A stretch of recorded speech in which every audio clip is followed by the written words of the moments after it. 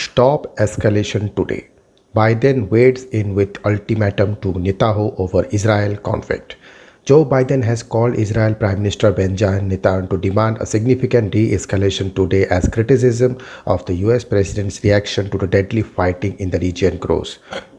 The move comes as lawmakers in the US criticized Mr. Biden's slow reaction to the latest round of fighting between Hamas and the Israel Defense Forces.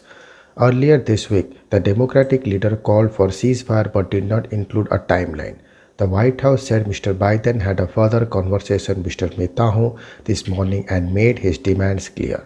White House spokesman Karine Jean-Pierre told reporters the two leaders had a detailed discussion on the state of events in Gaza. Israel progresses in degrading the capabilities of Hamas and other terrorist elements, and ongoing diplomatic efforts by region's government and the United States. The president conveyed to the prime minister that he expected a significant de-escalation today on the path to ceasefire. There was no immediate Israeli comment. In response to Mr. Biden's de-escalation call, Hamas spokesman Hajim Qassam said those who sought to restore calm must compel Israel to end its aggression in Jerusalem and its bombardment of Gaza. Once that happened, Mr. Qassam said there can be room to talk about arrangement to restore calm. The phone call between Mr. Biden and Mr. Netanyahu was the fourth time the two men spoke on the phone in the past week. Their chat came as the deadly violence between Israel and Palestinians reached the 10th day. In another development, Iran's Revolutionary Guard Corps said Tehran supports the Palestinians' fight against Israel. The bolstering of support from Hosni Salmi, the commander-in-chief of the branch of the Iranian armed force, comes as international condemnation mounts on Israel over the number of children killed in airstrikes in Gaza. Palestinian medical officials said 219 people had been killed in 10 days of aerial bombardments, which have destroyed roads, buildings, and other infrastructure and worsened the already dire humanitarian situation in Gaza. At least 63 of the victims are children. Israeli authorities put the death toll at 12 in Israel, where repeated rocket attacks have caused panic and sent people rushing into shelters. Earlier today, Mr. Netanyahu told a briefing of foreign ambassadors that he would not give the IDF a time frame in which to wrap up their assault against Hamas militants in the Gaza Strip.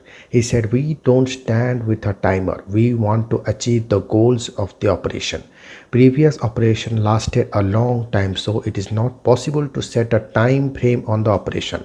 Despite Israel's indication that it intends to push on with fighting, Egyptian security sources said the two sides had agreed to ceasefire in principle after help from mediators. Mr. Biden's decision to pile pressure on the Israelis to end their offensive comes after House Speaker Nancy Pelosi on Tuesday called for a ceasefire. The Democrats said there must be serious efforts on the part of both parties to end the violence, which also affirm Israel's right to defend itself. The Democrats said there must be serious effort on the part of both parties to end the violence, while also affirming Israel's right to defend itself.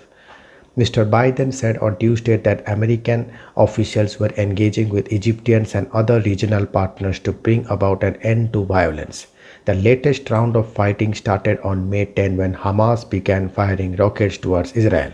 The country's Iron Dome defense system intercepts and neutralizes around 90% of the missiles, but the small number which breached the barrier hit residential buildings and streets, causing casualties and damage to infrastructure.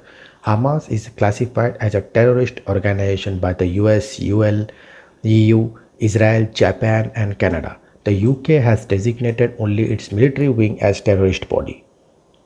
Hamas attacks on May 10 were in retaliation for what it said were Israeli rights abuses against Palestinians in Jerusalem during the Muslim holy month of Ramadan.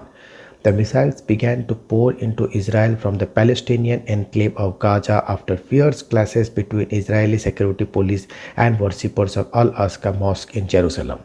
The escalation of violence was also sparked by a court case of Israel settlers to evict Palestinians from a neighborhood in Israel-annexed East Jerusalem. Thank you.